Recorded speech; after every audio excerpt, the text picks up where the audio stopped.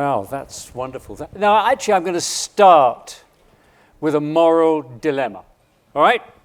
So, flying here yesterday, lucky enough to be in business, I was at the back of business class. Plane takes off. It's only about 3/4 full.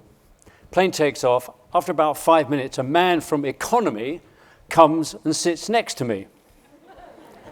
And he proceeds to stay there for the whole flight, enjoying the meal, the wine, and he was having a great time.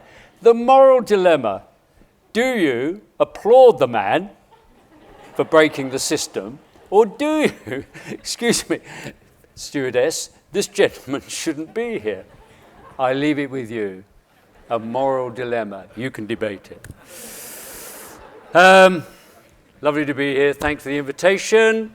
I'm going to talk for about 10 minutes on why is creativity under threat. I think, first of all, I have to say to you that I'm sort of in the advertising industry because I help brands.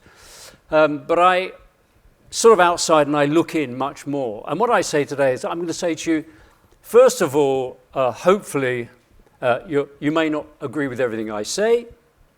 And secondly is, I don't give a shit. All right? So there. So the question we have is, why is creativity under threat? Why are we in this situation? It's bizarre to me that we are in an industry, you are in an industry, that by all measure of research that is done, your audience, the public, disapprove of what you do. They increasingly dislike advertising. And that's not my opinion. Every piece of research says this. So, I'm not sure what business book you've read. I've certainly not read one that has said the way to success is to make a worse product. Don't know if somebody's read it. I'd like to actually see it. But that's what the marketing industry is doing. They are actually making a worse product.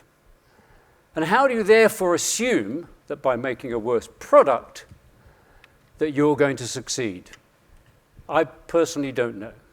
So, creativity is under threat, and the question, of course, is we have retreated to the edges.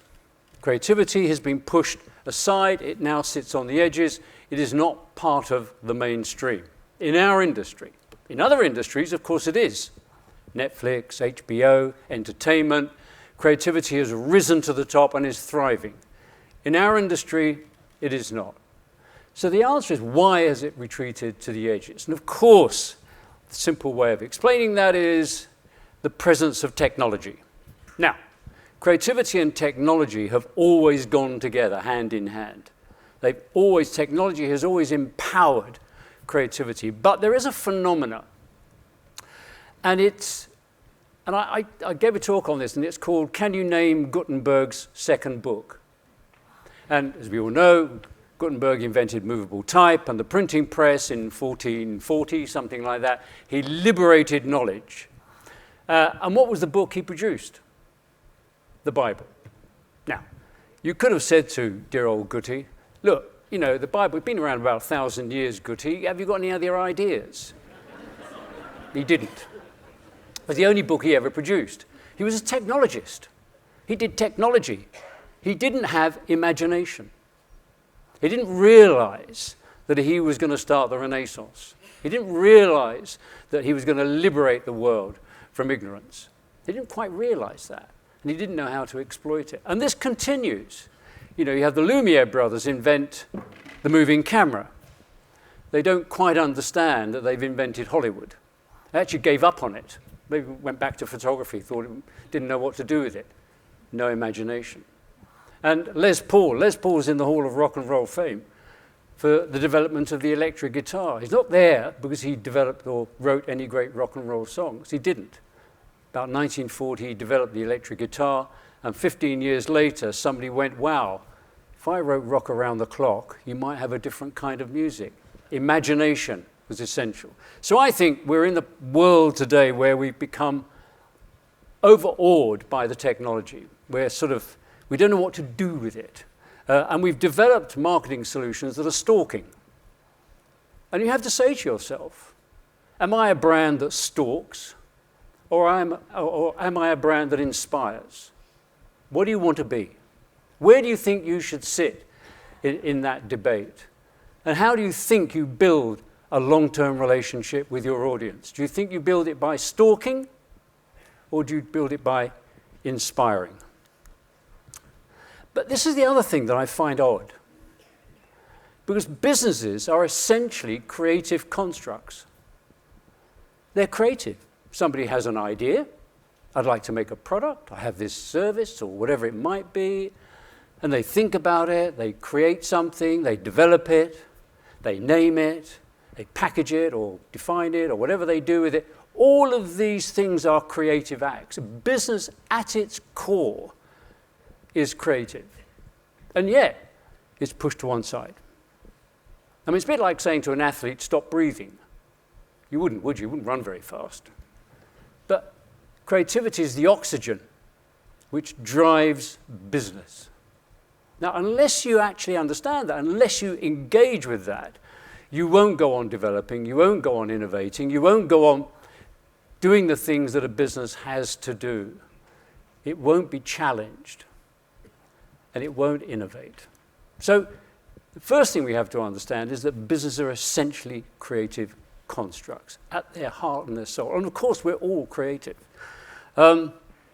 So it's fundamentally important that we understand that. And of course, in a fast-changing world where, we talk about that Black Swan moment, don't they? People talk about the Black Swan, it's going to come along, it's going to change everything. Well, they seem to be coming in flocks at the moment. I mean, they're pouring in. So how is a business going to respond? How do you respond? If you think of a business as one sort of inspiring ideas and innovating things, but also problem solving. I've got problems to solve. How do I solve those problems? Creativity is a way of solving those problems. Imagination is a way of solving those problems. And it's essential that creativity is brought into the heart of businesses for it to succeed. And I'm not the only one who says this. McKinsey, as you can see from this quote, has said those businesses that engage with creativity produce better returns for their shareholders. So it's essential that we understand this, that creativity isn't something that exists over here and we use it occasionally, or we use it when we need to sort of do something, but then we park it and put it away again. Creativity is in our souls. It is who we are, what we are, and it's what a business is. It is essentially a creative construct. And you can see those businesses that don't engage with creativity, they die. Kodak didn't realize that it was in the imaging business. It thought it was in the manufacturing of paper. It didn't imagine a different world. It didn't imagine that something could be, so it died. It didn't employ creativity. You can go through the world and look at many, many industries that have died because they didn't engage with imagination and think about something else. So we have to say to ourselves, how do we change this? And one of the things that I'm now doing is I'm part of the Garage in Soho in London, and what we do is we help brands, young entrepreneurs, finance their ideas. We find them finance, and we help them grow their brands. And the thing that you realize more than anything is that unless you define the brand, unless you actually get them to understand that, yes, you've got a great idea, you've got a great product, somebody's going to copy you, unless you innovate, unless you put creativity at the heart of what you're doing to constantly look at, constantly question, constantly move forward, you will not succeed. And we talk to these entrepreneurs, and the ones that obviously understand that are the ones that we back. And you can see the ones that fail to build a brand, and then in turn themselves fail. And this happens again and again. So I look back at it and I go, we're in an industry where we're increasingly viewed as irrelevant. People don't like what we do. What are we going to do about it? Are we going to be a stalker brand? Are we going to be a brand that inspires people to come to us? And I think, I'm sort of now on a kind of mission to kind of let's teach the world how to be creative, and let's actually get businesses to engage with their creativity and understand the value of it. All the things out there that are important, all the data is important, all those things are important. But unless we employ imagination, it will all fail. So thank you very much. We're going to do some questions now and hopefully be a bit even more provocative. Have a seat, John. So please share questions. We'll get them here on the screen as we have our conversation. Thank you much, John. Love your story about the stewardess. What did you do in the end? How did you solve the moral dilemma? We want to know that. I said, good for you. Actually, fine. If you'd taken my, the last salmon, lunch, I'd have been really annoyed, actually, wouldn't I? I'd been pissed. Excuse me, this man shouldn't be here. That's so much for a moral dilemma. Yeah. John, now, listening to what you're saying about decline of creativity, I mean, it's one of the themes of our conference here today. What do you think are the main drivers of this? And additionally, have you seen clients which do better than others and clients who do worse than others? Well, I think there are certainly people out there. People will say to me, well, what have you seen lately that you really like? And I don't know here if they were marketed, but certainly they were marketed in the UK. And it was an oat milk product, Oatly. I don't know if you've seen it. Came out of Sweden. Got to the UK, brilliant, I thought absolutely brilliant example of how you market a new product, how you actually communicate, and they very much did everything from the packaging all the way through to their actual advertising. And it was very much a broadcast campaign. They employed digital very effectively, but they also broadcast because obviously they wanted to tell the world what they were doing. And I think one of the things that we talk about again at the garage, we talk about the idea that at the core of a brand is trust. Obviously that's why brands came into existence, we all know that. But I think also now brands are movements. What are you changing? What are you trying to do with the world? And the only way you do that, the only way you actually get a movement going is to broadcast in some shape or form. However you define broadcast, I'm not going to define it for you. You can do that yourselves. But I think what they did, what Oatly did, is that they captured this essence of kind of, there is a different way of consuming milk, and it doesn't have to be from a cow. And they did it with humor, they did it with audacity, they were daring, they took double-page spreads in newspapers, they spoke to everyone. And I think brands today have forgotten how to speak to everyone.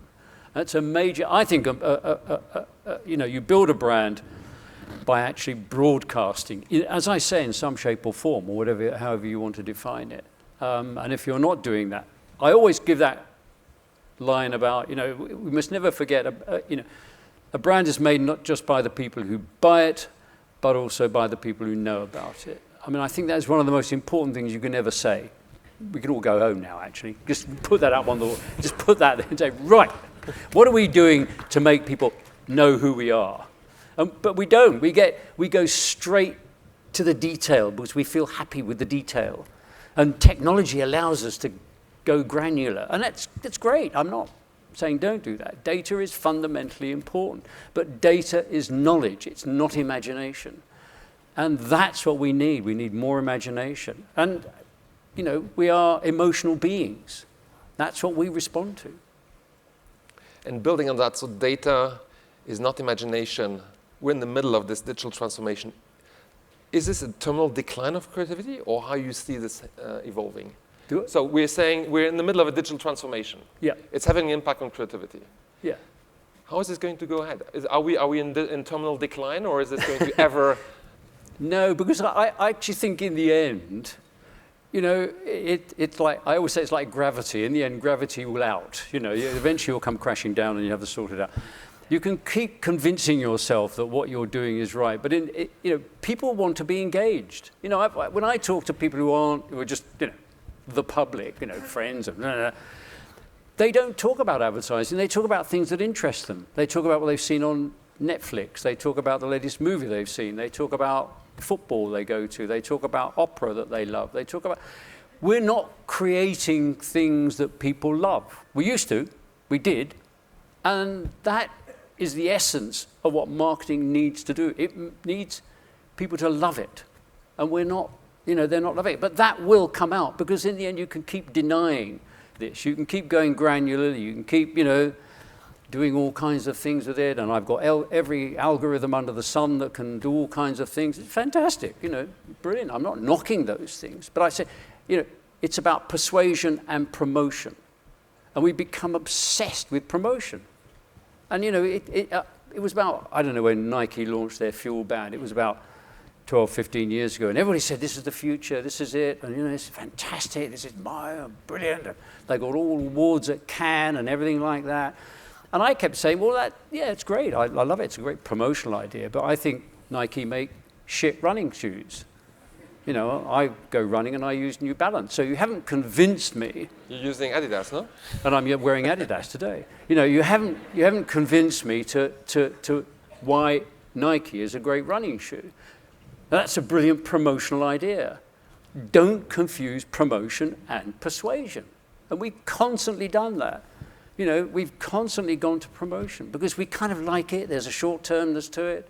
And you've got to think short-term, you've got to think long-term. This is the great dichotomy. How do you do both? And it's crucial that we do that.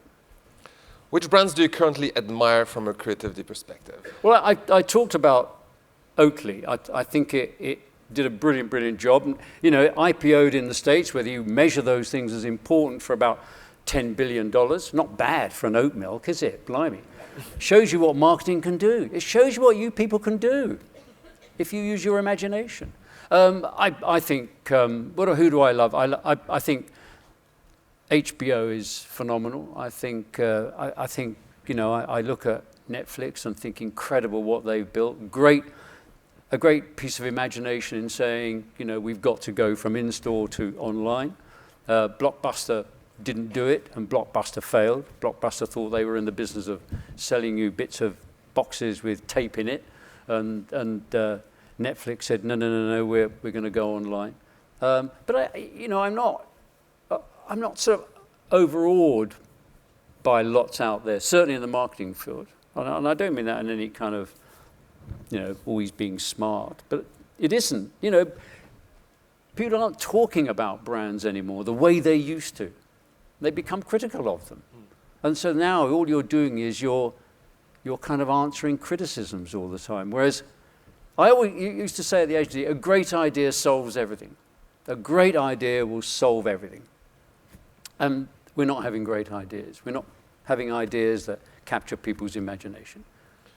And possibly clients do play a role in this difficulty of fostering creativity. And if there were 2 or 3 tips you could give to clients, and there are plenty of clients here today, in terms of what they can do to foster and inspire creativity. Well, the first thing is to understand that it is crucial to the success of your business. That's the first thing. Understand it. Understand how to engage with it, because people, they're wary of it. They think it's something that they, as I said, that they use occasionally, but it's every day. It's part of your business. And have at the core of creativity is this thing called truth. And that there's, I really urge you all to read it. If you go online and look at Boris Groys, Groys, he's professor of art, I think, at New York State University. He's an art critic and he's written about art. He does a brilliant piece about truth in art. And without truth, art loses its power. The power goes from the artist to the viewer. So you've lost power. So truth in art is fundamental. Truth in marketing is fundamental. And truth is power. So I would get clients to understand creativity. It's there every day. It's like breathing. As I said, it's the oxygen which can drive a company. And to understand the creative processes, that there's pure creativity, there's applied creativity, understand how those two things work. What do I mean by creative and innovation? What's the difference between those two words? Understand it more, and understand also that at its core, it's about the truth. And that is the greatest strategy any brand can pursue. If you look back to some of the creativity that you've produced over the last 10, 20, 30 years, was there something those great creatives had in common that defined them, that you could see across them, that made them so powerful, that made them so... The ideas of the people doing it. Yeah. The ideas. Exactly. I think they were trying to be part of culture. I always used to say, I work in advertising, I don't live in advertising. And for me, it was very important to bring the outside world into. I actually didn't like advertising. Well, no, I didn't. I mean, do you? I don't really. Especially today. I turn the bloody thing off as fast as I can. But what I did when I came into advertising, I admired certain types of advertising. I admired advertising that tried to capture my imagination. I admired advertising that tried to disarm. I admired advertising which actually was inspiring me to do something. And if you look at any great medium, creative medium, the person operating it isn't necessarily just trying to write a book. They're trying to create a movement, a change. They're trying to have a bigger effect than just a book. A painter is painting more than just a picture. They're painting something that hopefully will be a part of culture in some way or another. And that's what I wanted to do. I wanted to create work that became a part of culture. And if I did that, I enhanced the value of brands, and I enhanced their ability to succeed, their ability to go on succeeding, and hopefully then innovate and continue. So that's what I was trying to do. I was trying to be a part of culture, that people talked about it, I mean, you mentioned Vorsprung durch Technik. It became I remember journalists were writing about Boris Becker and saying, has Boris lost his Vorsprung? And it became a part of, and that's what you want. You want to do that. And that makes that brand more relevant and more important. I mean, in the UK, there's a brilliant brand called Marmite, which has done that. It's all about love and hate. At the core of it, an absolute truth. People love it, people hate it. So they turned that into an amazing advertising campaign, not done by me. I wish I'd done it. But and it's now, it's certainly in the UK, they describe people as a bit Marmite. Ooh, people love them or hate them. Margaret Thatcher was a wonderful example. People loved her, people hated her. She was very Marmite. So today's conference is going to look at two big themes. So we're looking at creativity, declining creativity, but we're also looking at sustainability, increasingly the movement of brands embracing broader societal issues in their marketing positioning. I'd like to hear how you see brands embracing sustainability objectives and how you see potentially creativity play a role there. Is that part of a truth of a brand? What's your point of view on this? Well, I think sustainability, all these issues are fundamentally important. But, we talk about, and that's about ethics. I go back to my original point. How can you talk about ethics and make a shit product? I'm sorry. I just don't get it. I really don't get it. You get all these high things. We're going to be sustainable. We're going to do that. But by the way, we're going to make something that people don't like. Really? Do the research. Don't listen to me. It'll tell you. Appreciation of advertising is declining. That's, And but we're all going to be talking about sustainability and ethics. I go, yeah, great, wonderful. Black Lives Matter, wonderful. But why are you producing such shit? It is a major problem. You've got to ask yourself that question. Before you do that, put your house in order. Then talk about sustainability. Then talk about all the things that you've got to do. But if you don't do that, it's the elephant in the room. If you don't do that, then it'll just wash over people. You'll be just greenwashing, and there's nothing worse. But those issues are fundamentally important. But what's fundamentally important is you produce something that people admire. That's where you've got to start.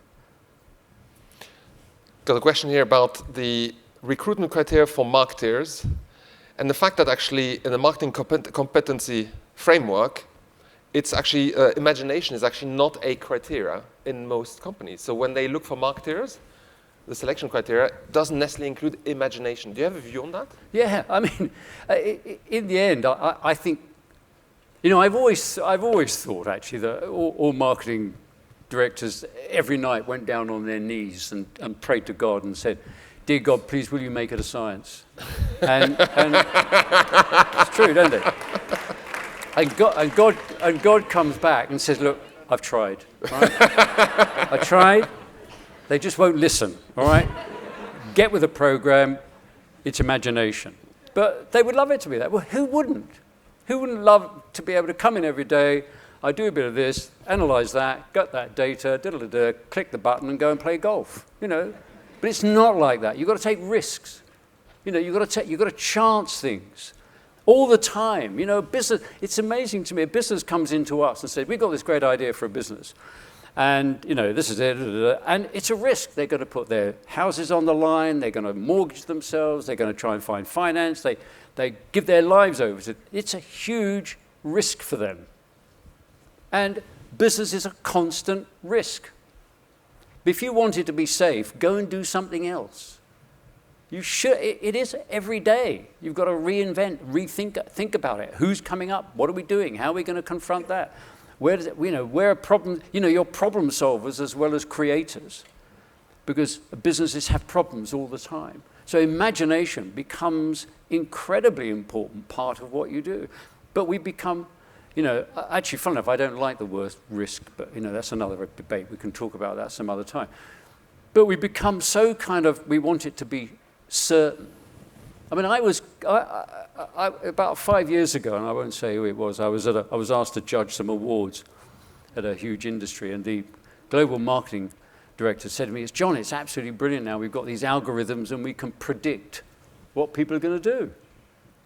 And I'm sitting thinking, oh my God, I'm sitting next to God. What are you going to predict? Jesus Christ, I couldn't believe it. He seriously said to me, this guy said, "We can predict the future." And I said, I was very confused, and I said, "That's absolutely amazing. So you can predict the future?" Yeah. Of course, you couldn't tell me what was going to win the horse race at Ascot the next week. You know, that's the prediction I'd like. You know, thank you very much. And I said to him, "But what about the weather? Can you predict the weather?" And he went, "What do you mean?" And I said, "But the weather, you know, but the weather is a very important component in marketing. It can, you know, rainy days you sell umbrellas, on sunny days you sell lots of ice cream. So you're going to predict that as well, can you?" And well, no, we can't do that. But he believed he could predict the future. And you think, this is a serious marketing organization with a supposedly very bright man saying, "I can predict the future." And you think, what's happened? You know, man's drunk the Kool-Aid. I think he's making it as well. You know? Couldn't believe it. So that's what you're up against. You're up against that sense of, I want it to be certain, but it's not. It never has to be. You've got to take chances. Just make the chances exciting. And it's going to go wrong. You know. I'd like to hear you also about globalization and creativity. You know, you have plenty of marketers here who work for global organizations that span a number of geographies. Increasingly, there's been centralization of the marketing role. What is your take on creativity and globalization? Is that compatible or not?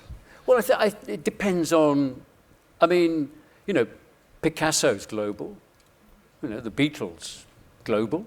I don't know, you know, Netflix does things which are global. I think you have to ask yourself, why am I doing it? And if the answer is I'm doing it to save money, then you shouldn't do it. If the answer is because I have a genuine global audience and it would be fantastic to talk to them with a global voice, then yeah, go ahead and do it. I mean, some fashion brands do it and do it very effectively. But I think the danger is, and I talked about brands have to be a part of culture, that there is a danger that you kind of float above culture. You are no longer part of it. And that weakens your brand. So that's the question you have to ask. What is right for this brand? You know, it's never one thing or the other. I mean, when we were working on Levi's, it was a pan-European campaign. So by essence, it was partly global in that sense, although it was just Europe. But we had a very, very clear view of America and the contribution of Levi's to that culture and the culture of rebellion and the music and everything. So we were able to create pieces of communication that spoke across borders. But it isn't the same for other brands. So you have to decide. And the question, as I say, is, are you doing it to save money? Then you shouldn't do it. Are you doing it because you have a global audience and you can have more power by doing it? Then certainly do it. And money is the last reason you should do anything. Money has a voice, but it doesn't have a soul. Remember that. And that's important. That's a good one.